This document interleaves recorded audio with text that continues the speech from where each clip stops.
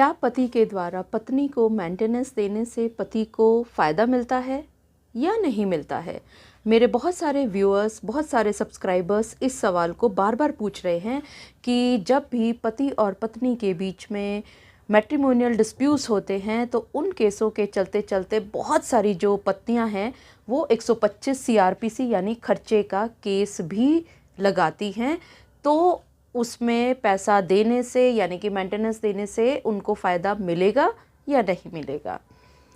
मैं एडवोकेट मोहिनी मोना आप सभी का पुनः स्वागत करती हूं और आप सभी देख रहे हैं आपका पसंदीदा चैनल मोहिनी मोना एडवोकेट। अगर आपने मेरे इस चैनल को अभी तक सब्सक्राइब नहीं किया है या आप मेरे इस चैनल के लिए नए हैं तो इसको जल्दी से जल्दी सब्सक्राइब कर दें ताकि आपको मेरे इसी तरह के लीगल इन्फॉर्मेटिव वीडियोस की नोटिफिकेशन की जानकारी सबसे पहले हो सके। तो आइए चलते हैं वीडियो की ओर। ये सवाल सबके सामने बहुत बड़ा होता है और सब लोग जब कोर्ट में जाते हैं तो सबसे ज़्यादा इसी चीज़ में परेशान होते हैं कि सभी बीवियाँ 125 सीआरपीसी का केस भी करती हैं जब वो 498A की एफआईआर चल रही है या और भी जैसे केसेस चल रहे हैं, डीवी का केसेस चल रहे हैं, उसके साथ साथ वो 125 सीआरपीसी का भी केस करती हैं। और पति अक्सर इस बात पे परेशान होते हैं कि अब हमें इसमें खर्चा देना चाहिए या उससे बचना चाहिए। जो सबसे बड़ी चीज़ है, आप सभी व्यूअर्स को ये बात ध्यान रखनी चाहिए कि अगर आपने शादी की है तो आपका सबसे बड़ा कर्तव्य या आपकी जो जेन्युइननेस आपकी तभी नज़र आएगी जब आप पत्नी को उसका हक देंगे।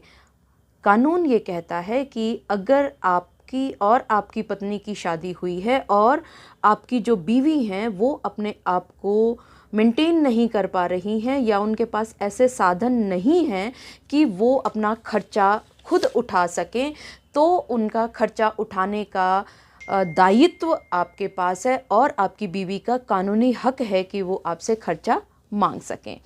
आप सभी को ये जानकर के बहुत हैरानी होगी कि 70% जो लेडीज़ हैं, महिलाएं हैं, वो असल में खर्चा लेना ही नहीं चाहती। अब ये बड़ी हैरानी की बात हुई, अगर वो खर्चा नहीं मांगना चाहती हैं तो खर्चे का केस कोर्ट के अंदर क्यों आ रहा है?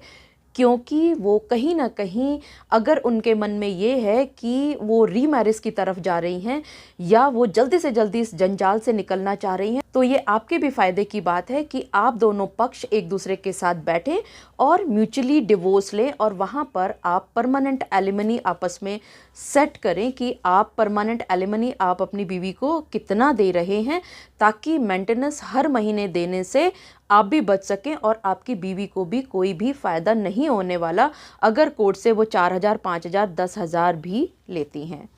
ये तो हुआ आपका पहला फ़ायदा मेंटेनेंस देने का। अब अगर हम और बात देखें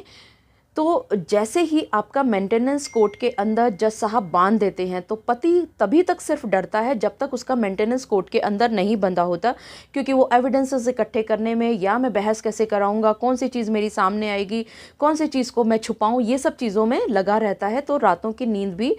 उसकी उड़ जाती है। लेकिन जैसे ही कोर्ट के अंदर आपका मेंटेनेंस बंधा वहीं आप निडर हो जाते हैं और निडर होते ही आपके ऊपर, चाहे आपकी बीवी ने 498A का केस किया हो, चाहे उन्होंने डीवी का केस किया हो या कोई और भी केस किया हो, आप फटाफट कोर्ट में जाएं और डिवोर्स केस फाइल कर दें, क्योंकि अब आपको डरने की ज़रूरत नहीं है। निचोड़ यही है कि अब आप निडर होकर के कोर्ट के अंदर जाएंगे और किसी ना किसी एक मुकाम पर आ जाएंगे।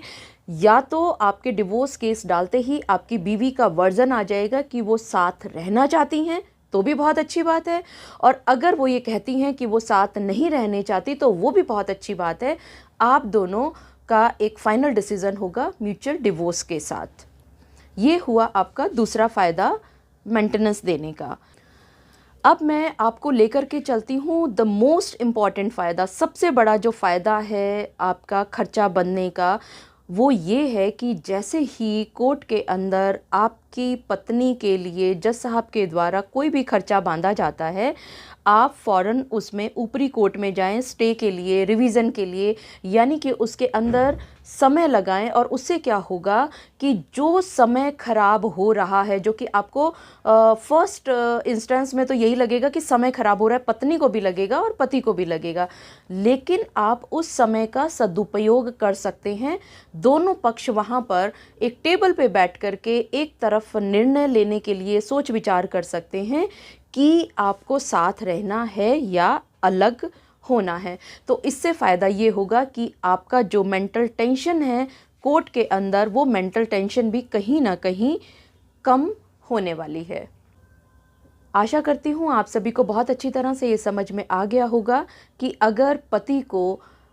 खर्चा देना होता है पत्नी को, तो उस खर्चा देने के भी आपके फ़ायदे हो सकते हैं। अगर आपको मेरा ये वीडियो भी अच्छा लगा हो तो इसको लाइक, शेयर और कमेंट करना ना भूलिएगा। अपना और अपने परिवार का बहुत अच्छी तरह से ध्यान रखिएगा। Thank you, take care, bye bye.